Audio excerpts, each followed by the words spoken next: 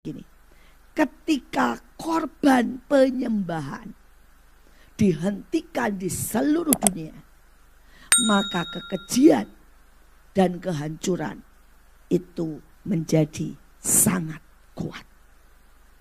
Tahukah saudara, pada waktu COVID dan pandemi, gereja yang tutup mencapai 100.000. Hari itu pujian, penyembahan, korban diapakan? Yang berbahagia ialah mereka yang mendengarkan firman Allah dan yang memeliharanya.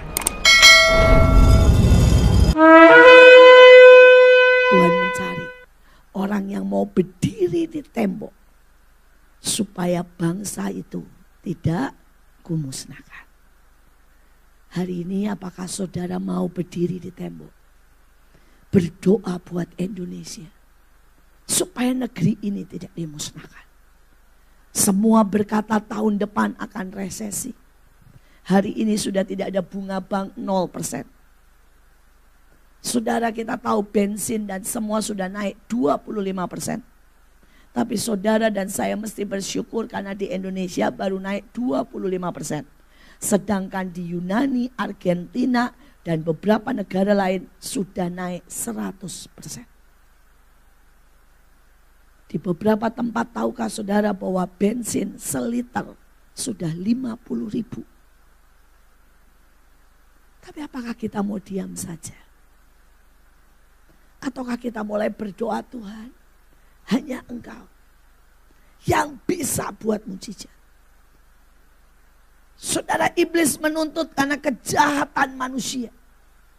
Iblis menuntut karena memang saudara, manusia makin hari makin egois, gak cinta Tuhan. Alkitab itu ya dan amin. Salah satunya Alkitab bilang begini. Ketika korban penyembahan dihentikan di seluruh dunia, maka kekejian dan kehancuran itu menjadi sangat kuat. Tahukah saudara, pada waktu COVID dan pandemi, gereja yang tutup mencapai 100.000. Hari itu pujian, penyembahan, korban diapakan? Dihentikan. Karena itu hari-hari yang lalu, pada waktu pandemi kami memutuskan tidak menghentikan. Karena kami berkata tidak bisa itu dihentikan. Begitu itu dihentikan, Alkitab berkata kekejian, kehancuran, pembinasan muncul. Dan sejak hari itu dunia semakin rusak. Dunia semakin hancur. Bencana di mana-mana. Karena itu mari hari-hari ini naikkan sekali lagi. Kalau saudara bu sekarang sudah lewat. Kenyataannya enggak, saudara. Kenyataannya dari 100.000 yang hari itu tutup, yang kembali dibuka itu cuma 10.000. 90.000-nya benar-benar tutup selama-lamanya. Beberapa saudara berkata, Bu, kan bisa online. Siapa di sini yang kalau online di rumah benar-benar saudara, wah nyembah, tepuk tangan, ikut tepuk tangan. Kenyataannya enggak kan? Kalau di rumah saudara ya, masang video sembari apa? Makan mie sedap. Ya. Saya punya suami saya itu orang paling, apa ya istilah saya, aturan. Saudara, dulu sebelum pandemik, saudara, suami saya itu kalau datang ke gereja harus setengah jam dibuka. Harus pakai sepatu karena dia punya pegangan. Saudara harus menghadap raja, harus sopan. Saudara, dan kemudian selama kebaktian tidak boleh nyalain HP. Kalau saya nyalain HP, kaki saya ditendang keras-keras. Saudara, kalau kita nyanyi tidak boleh setengah tiang. Ya, kalau kita angkat tangan segini tuh kata dia setengah tiang. Jadi harus tinggi-tinggi, saudara. Saudara, dia juga paling kesel kalau di kebaktian orang nyanyi tidak bersuara, cuma buka mulut gini. How great is our God gitu ya. Kata dia bilang gitu, itu enggak nyanyi namanya, cuap-cuap namanya. Saudara, dia juga pemimpin pujian, dia juga pengkhotbah, saudara ya. Terus begitu pandemik, saudara, karena dia seorang kunci lah di perusahaannya, dia seorang CEO yang memegang 6.000 karyawan, saudara. Saudara, pabrik tidak boleh dia ke gereja, tidak boleh dia keluar rumah, tidak boleh dia keluar kota, saudara. Pokoknya, saudara, protokolernya, karena dia orang kunci, istilahnya kalau dia nggak ada berantakan semua tuh pabrik. Jadi nggak boleh sama sekali. Saudara, dia cuma pabriknya nggak tahu istrinya siapa, saudara. Istrinya kelayapan, pergi kemana-mana, doain orang sakit, itu aja perusahaan tidak tahu. Kalau tahu pingsanlah perusahaan. Karena dia mau melindungi suami saya apa? Karena tiap hari ketemu saya, saudara ya, yang kelayapan kemana-mana. Nah, singkat cerita, dia benar-benar nggak boleh, saudara. Saudara, dan minggu pertama dia masih mandi, nyalain duduk di depan komputernya. Cuma butuh 3 minggu, sudah tidak mandi, nontonnya di atas ranjang. Saudara. Cuma butuh 3 minggu. Dan saudara, selanjutnya apa? Sudah makan sembari nonton kebaktian. Selanjutnya apa lagi? Dia setiap kali nonton pindah channel banyak. Saya ngomong gini, Yang, kok kamu pindah channel sih kebaktian? Kan bagus, sekaligus mendengarkan 20 khotbah katanya. Jadi kalau di sini nyanyi, fales pindah, nggak seru pindah, saudara ya. Apakah itu bisa disebut penyembahan? Enggak. Ini dari orang yang paling strict. Dan saya bilang, Yang, kamu sudah 2 tahun loh enggak kebaktian. Dia bilang, iya nih izin gak keluar-keluar. Sudah, dia kalau ngurus kemana-mana tuh harus mobil pribadi, keluar kota harus mobil pribadi. Dia juga nggak tahu kalau seringkali saya ajak kemana-mana tanpa mobil pribadi. Ya, mobil pribadi itu artinya satu sendirian dia dan tidak boleh ada yang lain selain sopir yang sudah dites dan diswab. Saudara ya, karena dia pokoknya dijaganya super-super lah, saudara. Tapi itu menyebabkan sangat-sangat berbeda. Hari ini sebuah panggilan buat setiap kita. Seluruh dunia akan kolaps, menderita kematian di mana-mana, perang. Kalau penyembahan dihentikan. Itu kata Alkitab. Dan apakah kita mau berdoa? Apakah kita mau berdiri buat bangsa kita? Apakah saudara mau sungguh-sungguh menaikkan sebuah penyembahan dan doa syafaat? Atau kita nggak peduli? Dan jangan salahkan Tuhan jika keadaan semakin berat dan semakin berat. Karena itu sudah dikatakan di Alkitab. Tapi balik. Saudara, hari itu Daud tidak mengerti hati Tuhan. Tuhan mau berkata, Daud berdoalah. Daud bersyafaatlah. Daud rendahkan dirimu di hadapanku untuk membela bangsamu. Daud belum mengerti. Dan dia salah ambil keputusan. 30.000 orang, 30.000 orang meninggal. Tapi yang ajaib dari Daud, dia tidak mundur. Dia tidak trauma dengan Tuhan. Dia tidak marah. Tapi dia semakin mendekat dengan Tuhan. Sampai akhirnya dia mengenal Tuhan dan mendapat julukan orang yang seirama dengan hati Tuhan. Apakah kita mau menjadi orang yang seirama dengan hati Tuhan? Apakah kita mau untuk terus dididik, bahkan mungkin terima pukulan? Tapi kita berkata, Tuhan, aku tidak mau sekedar berjarak jauh-jauh. Aku mau dekat dan dekat mengerti hatimu. Dan kita menjadi orang yang semakin bijak dalam mengambil keputusan. Ayah saya punya 2 anjing. Dan saya itu melihat sebuah perbedaan yang ajaib. Saudara, dua-duanya anjing keren dan bagus, walaupun bagusnya beda.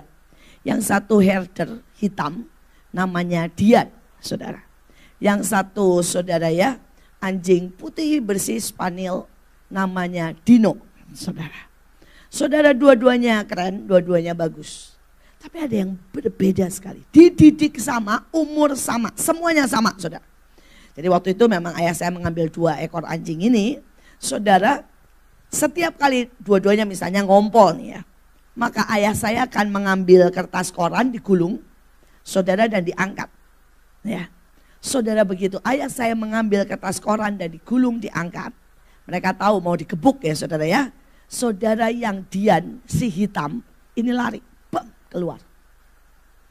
Saudara, yang putih, dia tahu loh ayah saya bawa tongkat mau mukul. Dia akan mendatangi ayah saya dengan telongsor, saudara, dan mencium kaki ayah saya. Digebuk, tidak akan pergi. Saudara, dia digebuk 10 kali, berapa kali dia tidak akan pergi. Dia akan menciumi ayah saya. Saudara, dan itu membuat yang ajaib. Saudara, ayah saya selalu lebih dekat dengan yang putih daripada dengan yang hitam. Dan semakin ayah saya dekat dengan yang putih, salah satunya ayah saya sering sekali mengambil makanan, dan yang putih itu makan dari tangan ayah saya. Saudara, maka yang hitam semakin iri. Saudara, dan yang hitam kalau sudah begitu gereng. Saudara tahu gereng? Anjing. Saudara. Saudara, dan ayah saya makin gak suka. Setiap kali dia bilang, ayah saya akan selalu begini, Dian. Karena ayah saya gak suka dengan dia yang, bayangin ya, anjing herder gede hitam, saudara ya. Pamer gigi dengan gini. Gitu ya. Saudara, dan ayah saya gak suka itu. Jadi ayah saya akan makin bentak dengan Dian. Saudara, dan kalau ayah saya bentak seperti itu ya, dia makin pergi. Dia memilih tidur di luar. Sedangkan Dino memilih tidur di kaki ranjang ayah saya. Sampai matinya mereka seperti itu. Saudara, dia mati di luar. Kesepian, pemarah, sangat garang. Dino sangat lembut. Saudara, dia selalu mendampingi ayah saya berdoa berjam-jam, tidak, sama sekali tidak bergerak kalau ayah saya berdoa.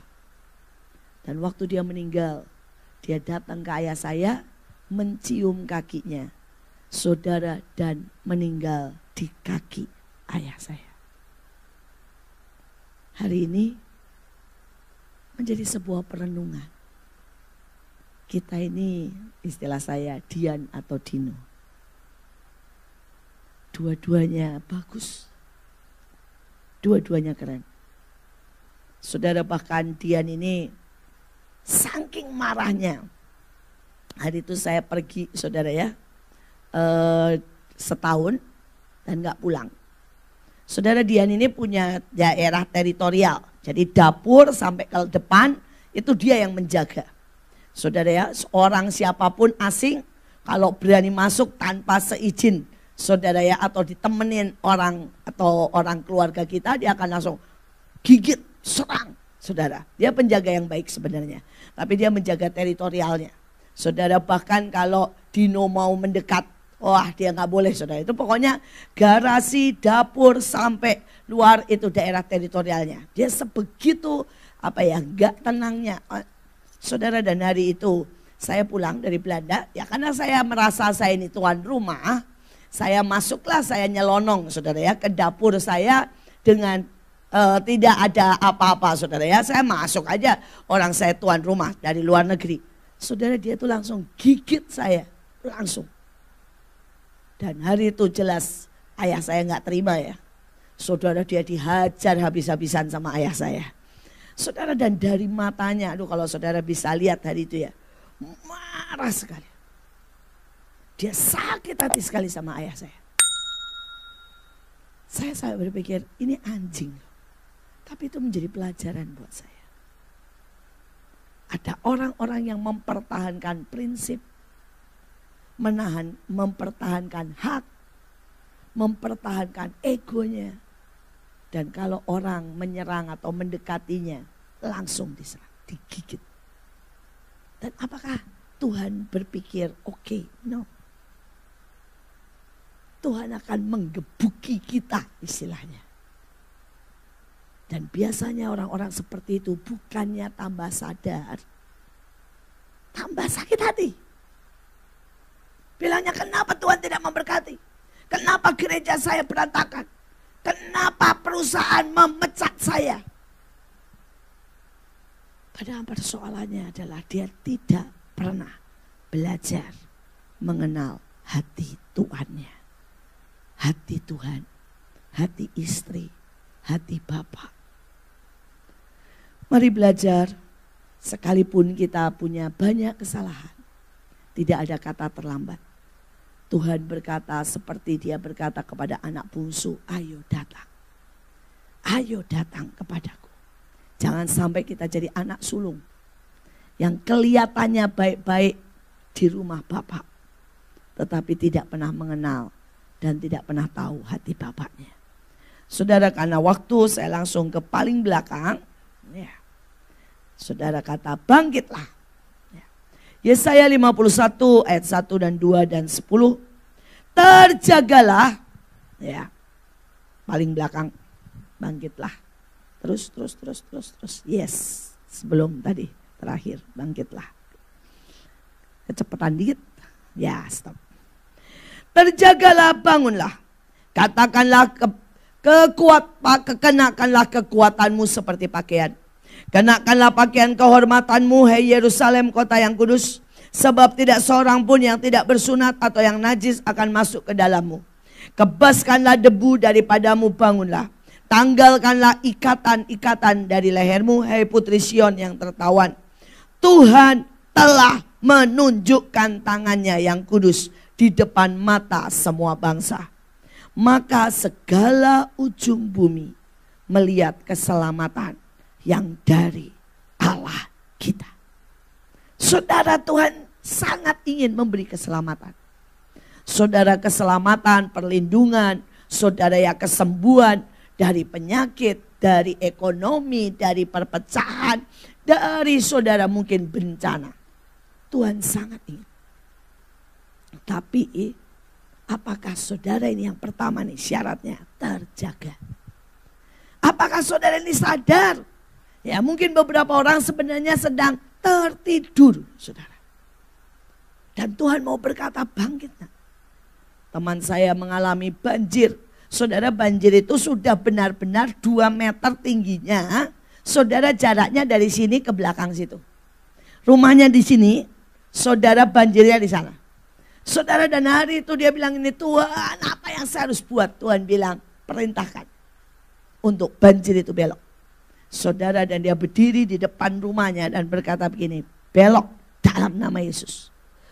Saudara, itu tiba-tiba ada angin. Banjir itu benar-benar belok ke arah sungai. Saudara, dan rumahnya tidak ada setetes pun air. Tuhan kita tetap buat mujizat. Tuhan kita tetap ajaib. Saudara, hari itu teman saya yang lain, saudara, dia rumahnya, saudara, ya di dekat Gunung Kelut. Saudara, dan Tuhan bilang gini, urapi seluruhnya. Saudara, dan dia bangkit dengan kuasa Tuhan, dengan otoritas Tuhan. Dia urapi, saudara. Tuhan bilang urapi 3 kali. Pertama dengan anggur, kedua dengan garam, ketiga dengan minyak. Saudara, dan dia urapi. Saudara, dan tiba-tiba itu gunung meletus. Pak. Saudara, semua orang harus mengungsi termasuk dia. Dan kemudian orang bilang habis, semuanya habis. Setidaknya semua itu kena debu, kena lahar dingin, mengerikan sekali. Saudara, dan dia berpikir, sudahlah, saya serahkan ke Tuhan. Setelah 3 hari dia balik ke rumahnya. Saudara, setelah semua reda, jadi setelah meletus, 3 hari setelah meletus, saudara, setelah semua dikatakan sudah bisa dilihat walaupun tetap harus waspada, dia balik ke rumahnya dan dia syok, saudara. Saudara, rupanya di awal daripada letusan itu ada batu. Saudara, terlontar itu mungkin sebesar ruangan ini. Saudara, dan batu itu bam di depan rumahnya. Kurang lebih 2 meter dari rumahnya. Saudara, itu lahar dingin, lahar panas. Semua seperti dibelah. Melewati ke kiri dan ke kanan. Saudara. Dan rumahnya tidak ada satupun air. Tidak ada satupun lahar. Tidak ada satupun debu. Sampai dia bilang begini. Wow. Di tengah semua yang lain hancur. Saudara, Tuhan tetap Tuhan yang dahsyat. Tapi apakah saudara terjaga dan bangun? Ataukah hari ini kita tidak bisa dengar suara Tuhan? Kita tidak siap mengikuti perintah Tuhan. Kita tidak terjaga, kita tidak bangun. Nah, saudara, dikatakan kenakan kekuatanmu seperti pakaian. Setiap saudara ada kekuatan. Mungkin ada kekuatannya masak, ada kekuatannya doa, ada kekuatannya bawa firman. Setiap orang punya kekuatan. Dan kalau setiap kita berdiri pada tempat kita, maka keselamatan itu datang. Tapi banyak orang tidak mau memakai kekuatannya. Saya punya teman, satu ibu. Ya, usianya sudah 83. Tetapi saudara, ibu ini mengenakan kekuatannya. Saudara, kekuatan dia adalah apa? Doa. Di usia 83 dia masih doa keliling tanpa pakai alas kaki. Kelilingin jalan, saudara. Kompleks, kota, tempat. Saudara, hari ini 83 sehat banget. Dan yang luar biasa, keluarganya, kotanya, daerahnya sangat diberkati Tuhan. Karena ibu ini setiap hari jalan kaki. Dia bahkan merubah desa yang dulunya, saudara, miskin menjadi desa yang sangat diberkati Tuhan. Cuma apa? Doa. Tiba-tiba datang pengepul, tiba-tiba datang, saudara, ya, yang buat pabrik di situ. Tiba-tiba datang, saudara, sehingga semua harga tanah naik. Pokoknya segala macam terjadi. Hanya doa keliling. Kenakan kekuatan. Mungkin kekuatan saudara manajemen. Mungkin kekuatan saudara adalah menyanyi. Itu akan sangat memberkati kalau itu dipakai dengan luar biasa. Saudara, suami saya itu seorang yang manajemen yang sangat bagus. Jadi dulu dia masuk ke pabrik, saudara, dan pabrik itu rugi terus, saudara, rugi terus. Dan setiap kali, saudara, ya, rugi, mereka rapat, suami saya angkat tangan dan berkata begini, Pak, boleh enggak saya coba menangani? Setiap kali ada kebocoran nih, perusahaan itu kehilangan 1.000, ya, misalnya, saudara, ya, 1.000 barang. Suami saya angkat tangan, cuma bilang, Pak, boleh enggak saya coba mengaturnya, menangani? Pada saat itu ada krismon dan semua orang bule harganya jadi mahal sekali. Karena dolar 22.000 waktu itu, saudara, dan yang bule-bule pulang, saudara, karena perusahaan gak bisa bayar. Sekali lagi suami saya cuma angkat tangan dan berkata, Pak, boleh enggak saya mencoba mengerjakan selama yang mereka pulang? Ujungnya hari ini, saudara, dia pegang 6.000 karyawan. Semua aspek dari A sampai Z, saudara, ya. Saudara, dia pemimpin dan bosnya sekarang tidak tahu menau. Dan dari bangkrut, dari hampir bangkrut, rugi besar, hari ini menjadi sangat besar. Menjadi yang terbesar di Indonesia. Dia cuma apa? Berdiri mengenakan kekuatannya. Dan kekuatannya apa? Suami saya gak bisa sales, suami saya tuh gak bisa jualan. Suami saya juga bukan orang yang bisa kayak saya bicara. Dia suka bilang begini, In, lu kenapa ya ndak habis ngomongnya katanya. Saya bingung loh kalau jadi kamu katanya. Dari mana sih ya perkataan sebanyak itu katanya. Karena suami saya itu sama sekali tidak suka bicara, saudara. Saudara, suami saya sukanya memperhatikan semuanya, mengerjakan, mengatur semuanya. Saudara, di rumah itu ya saking semua dia atur, dia teliti. Ya. Jadi kami itu punya sandal aja berbeda, saudara. Sandal di luar rumah, sandal di ruang tamu, sandal di WC, sandal di kamar, sandal di dapur, semua berbeda, saudara. Yaitulah pengaturan suami saya. Nah, suami saya punya 60 lovebird, burung. Itu mainannya dia lah kalau dia lagi nganggur, saudara ya. Saudara, dan seringkali dia harus keluar kota, maka sayalah bertugas untuk memberi makan lovebirdnya. Nah, saya ini sanguin akut, ya. Saudara, jadi kalau ngasih makan semau saya gitu ya, saya sendokin. Padahal di situ sudah ditempel, saudara. 5 sendok gandum, 5 sendok misalnya saudara ya, biji-bijian. Pokoknya sudah ada peraturannya. Tapi kan saya sanguin, saudara.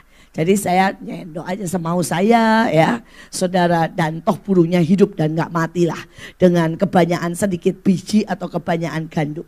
Tapi saudara tahu, dia pulang, dia akan bilang begini. Apa sih susahnya taat?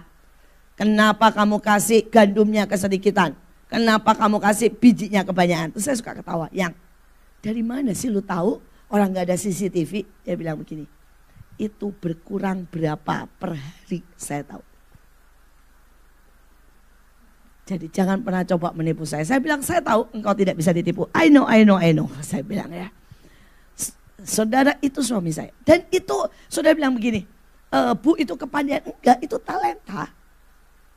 Saudara, dia begitu datang dia akan tahu. Dia bilang ini, lu seharian di rumah ya? Saya bilang, kok bisa tahu sih? Tuh AC nyala. Tuh TV saya cek berapa jam nyalanya. Berarti lu nyalain TV, berarti lu di rumah. Katanya ya. Saudara, nggak bisa bohong kalau sama suami saya, saudara. Saudara, nanti kalau dia lagi iseng, dia buka tuh CCTV, saudara ya. Saudara, jadi dia tahu apapun terjadi di dalam rumah. Tapi itu memang hobinya, itu memang kekuatannya. Nah, saya suruh jadi kayak suami saya, oh nggak bisa, saudara. Nggak bisa, saudara. Saya benar-benar bukan orang yang seperti itu. Saya bahkan barang hilang pun tak tahu saya, saudara. Ya. Dan kita nggak usah berantem. Kenapa? Setiap orang punya kekuatan yang berbeda. Dan kalau saudara mengenakan kekuatan saudara, maka saudara akan menjadi sangat besar. Dan saudara akan membawa keselamatan di mana-mana. Mari lihat kekuatanmu. Saudara bisa masak, itu bisa menjadikan berkat buat banyak orang. Saudara mungkin bisa konseling. Mari pakai kekuatanmu. Dan yang terakhir, tanggalkan ikatan di leher. Kebaskan debu. Saudara, ada beda debu dan ikatan. Debu adalah hal-hal simpel yang gak perlu diperhatikan. Kebasin aja. Nah, misalnya begini, ada orang ngomongin kita. Gak usah dipikirin. Kayak Saul tuh. Cuma diomongin gini. Saul bunuh ya beribu-ribu, Daud puluhan ribu. Itu menjatuhkan dia. Benar kan? Lo apa susahnya sih, gak usah dipikirin. Itu debu. Ada satu hari orang ngomongin saya, bilang ini, Bu ini tuh sesat, Bu itu macam-macam lah saudara ya. Terus ada orang bilang gini, kamu terganggu gak sih dengan omongan orang? Enggak, buat saya itu debu. Semua orang boleh ngomong kok. Sama aja kayak masakan. Ada orang suka masakan Padang, ada suka masakan Cina. Gak usah pusing dengan itu. Toh Tuhan tahu siapa kita. Dan kita tahu kita di hadapan Tuhan. Tapi banyak orang mengurus debu. Saya pernah punya teman, saudara, anaknya Ibu Helena, mamahnya ada di sini. Saudara, hari itu dia pergi sama seseorang. Dan saudara, temannya ini jatuh kepleset di salju. Tangannya patah. Nah, dia enggak ada di tempat itu, tapi dia pergi bersamaan, tapi dia enggak di tempat itu loh saudara. Jadi dia enggak bisa megangin orang dia pergi tidak tempat itu. Begitu pulang, orang guyon sama dia bilang begini, Lu ya pergi sama cewek gak bisa jagain. Sampai ceweknya tangannya patah. Dasar lu gak bisa jaga. Loh, ya orang guyon begitu kan normal ya. Saudara, dia pergi dan menghilang selama 1 bulan. Saya tanya, loh kamu kenapa menghilang? Orang menganggap saya pengecut, tidak bisa menjaga, menganggap saya gagal. Buat apa saya ada di situ? Saya bisa bayangkan. Ini debu, saudara bisa mengerti? Ya, ini debu. Perkara perbedaan pendapat.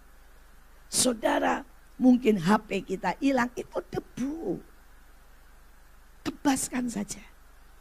Karena pertandingan, peperangan, hal-hal besar harus kita kerjakan. Saudara, tetapi ada ikatan di leher lagi. Dan ini kalau nggak diberesin, ini bikin kita apa? Mati.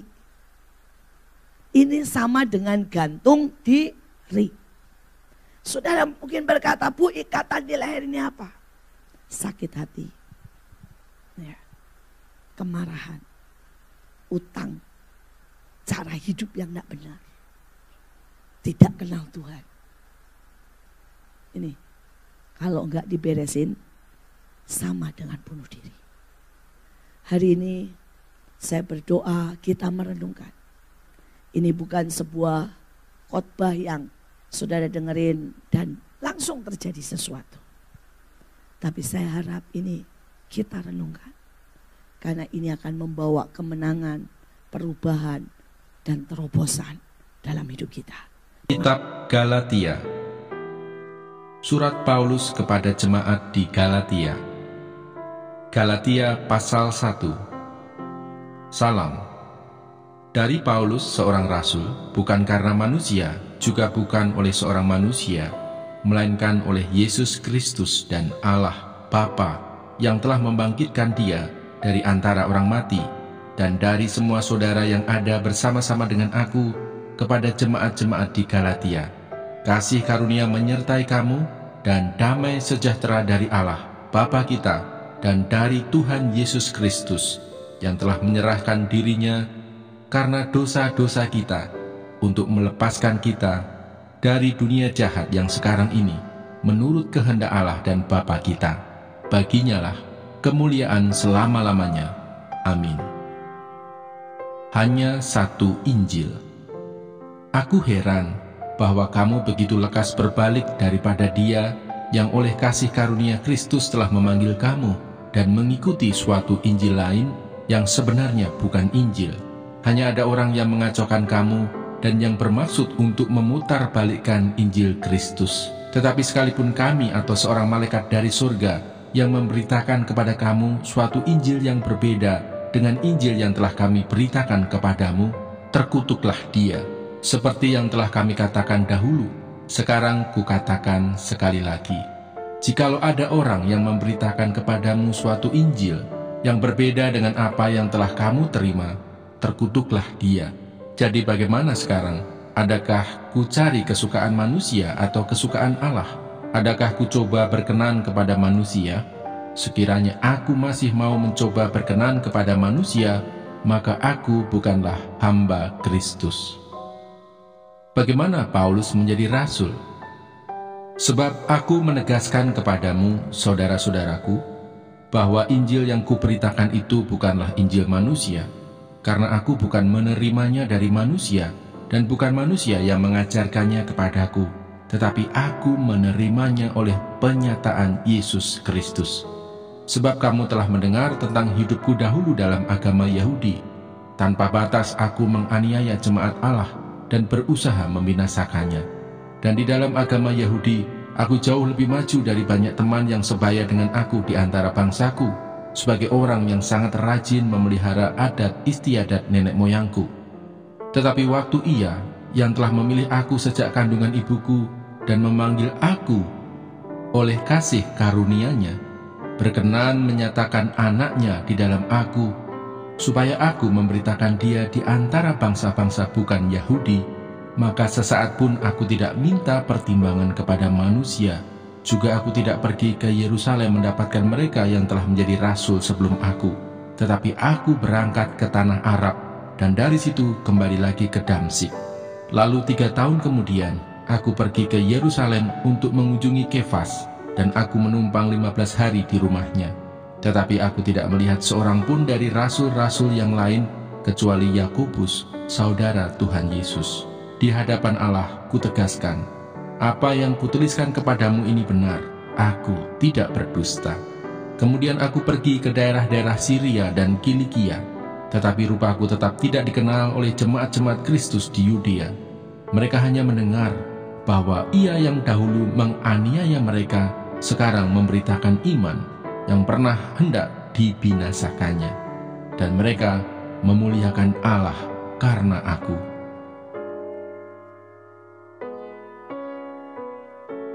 Galatia pasal 2. Paulus diakui oleh para rasul. Kemudian setelah lewat 14 tahun, aku pergi pula ke Yerusalem dengan Barnabas, dan Titus pun kubawa juga. Aku pergi berdasarkan suatu penyataan, dan kepada mereka kubentangkan Injil yang kuberitakan di antara bangsa-bangsa bukan Yahudi, dalam percakapan tersendiri kepada mereka yang terpandang, supaya jangan dengan percuma aku berusaha atau telah berusaha. Tetapi kendati pun Titus yang bersama-sama dengan aku adalah seorang Yunani, namun ia tidak dipaksa untuk menyunatkan dirinya.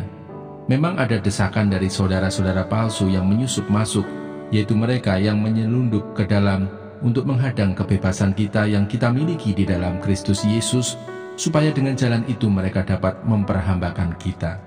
Tetapi sesaat pun kami tidak mau mundur dan tunduk kepada mereka, agar kebenaran Injil dapat tinggal tetap pada kamu. Dan mengenai mereka yang dianggap terpandang itu, bagaimana kedudukan mereka dahulu, itu tidak penting bagiku, sebab Allah tidak memandang muka. Bagaimanapun juga, mereka yang terpandang itu tidak memaksakan sesuatu yang lain kepadaku. Tetapi sebaliknya, setelah mereka melihat bahwa kepadaku telah dipercayakan pemberitaan Injil untuk orang-orang tak bersunat, sama seperti kepada Petrus untuk orang-orang bersunat, karena ia yang telah memberikan kekuatan kepada Petrus untuk menjadi rasul bagi orang-orang bersunat, ia juga yang telah memberikan kekuatan kepadaku untuk orang-orang yang tidak bersunat. Dan setelah melihat kasih karunia yang dianugerahkan kepadaku, maka Yakobus, Kefas, dan Yohanes yang dipandang sebagai soko guru jemaat berjabat tangan dengan aku dan dengan Barnabas sebagai tanda persekutuan, supaya kami pergi kepada orang-orang yang tidak bersunat dan mereka kepada orang-orang yang bersunat. Hanya kami harus tetap mengingat orang-orang miskin, dan memang itulah yang sungguh-sungguh kuusahakan melakukannya. Paulus bertentangan dengan Petrus. Tetapi waktu Kefas datang ke Antiokhia, aku berterus terang menentangnya sebab ia salah. Karena sebelum beberapa orang dari kalangan Yakobus datang, ia makan sehidangan dengan saudara-saudara yang tidak bersunat. Tetapi setelah mereka datang, ia mengundurkan diri dan menjauhi mereka karena takut akan saudara-saudara yang bersunat. Dan orang-orang Yahudi yang lain pun turut berlaku munafik dengan dia, sehingga Barnabas sendiri turut terseret oleh kemunafikan mereka. Tetapi waktu kulihat bahwa kelakuan mereka itu tidak sesuai dengan kebenaran Injil, aku berkata kepada Kefas di hadapan mereka semua, "Jika engkau seorang Yahudi, hidup secara kafir dan bukan secara Yahudi, bagaimanakah engkau dapat memaksa saudara-saudara yang tidak bersunat untuk hidup secara Yahudi? Yang terutama juga untuk orang Kristen keturunan Yahudi. Menurut kelahiran, kami adalah orang Yahudi dan bukan orang berdosa dari bangsa-bangsa lain. Kamu tahu bahwa tidak seorang pun yang dibenarkan oleh karena melakukan hukum Taurat, tetapi hanya oleh karena iman dalam Kristus Yesus. Sebab itu, kami pun telah percaya kepada Kristus Yesus, supaya kami dibenarkan oleh karena iman dalam Kristus dan bukan oleh karena melakukan hukum Taurat. Sebab tidak ada seorang pun yang dibenarkan oleh karena melakukan hukum Taurat. Tetapi jika kami sendiri, sementara kami berusaha untuk dibenarkan dalam Kristus, ternyata adalah orang-orang berdosa, apakah hal itu berarti bahwa Kristus adalah pelayan dosa? Sekali-kali tidak. Karena jikalau aku membangun kembali apa yang telah kurombak, aku menyatakan diriku sebagai pelanggar hukum Taurat, sebab aku telah mati oleh hukum Taurat untuk hukum Taurat, supaya aku hidup untuk Allah. Aku telah disalibkan dengan Kristus, namun aku hidup, tetapi bukan lagi aku sendiri yang hidup, melainkan Kristus yang hidup di dalam aku. Dan hidupku yang kuhidupi sekarang di dalam daging adalah hidup oleh iman dalam Anak Allah yang telah mengasihi aku dan menyerahkan dirinya untuk aku. Aku tidak menolak kasih karunia Allah, sebab sekiranya ada kebenaran oleh hukum Taurat, maka sia-sialah kematian Kristus.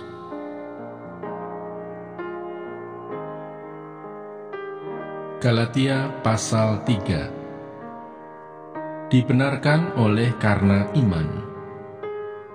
Hai orang-orang Galatia yang bodoh, siapakah yang telah mempesona kamu?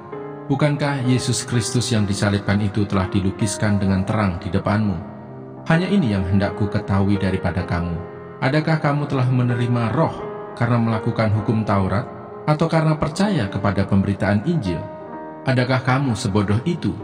Kamu telah mulai dengan Roh, maukah kamu sekarang mengakhirinya di dalam daging? Sia-siakah semua yang telah kamu alami sebanyak itu? Masakan sia-sia? Jadi bagaimana sekarang? Apakah Ia yang menganugerahkan Roh kepada kamu dengan berlimpah-limpah dan yang melakukan mujizat di antara kamu? Berbuat demikian karena kamu melakukan hukum Taurat, atau karena kamu percaya kepada pemberitaan Injil? Secara itu jugalah Abraham percaya kepada Allah, maka Allah memperhitungkan hal itu kepadanya sebagai kebenaran. Jadi kamu lihat bahwa mereka yang hidup dari iman, mereka itulah anak-anak Abraham. Dan kitab suci yang sebelumnya mengetahui bahwa Allah membenarkan orang-orang bukan Yahudi oleh karena iman, telah terlebih dahulu memberitakan Injil kepada Abraham. Olehmu segala bangsa akan diberkati. Jadi mereka yang hidup dari iman, merekalah yang diberkati bersama-sama dengan Abraham yang beriman itu. Yang berbahagia ialah mereka yang mendengarkan firman Allah dan yang memeliharanya.